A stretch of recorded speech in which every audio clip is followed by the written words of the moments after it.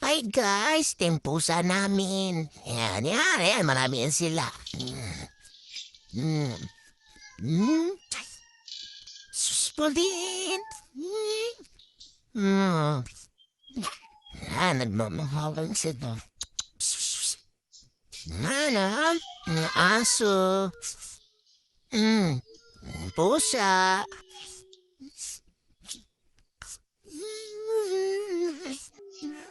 Ay, boy.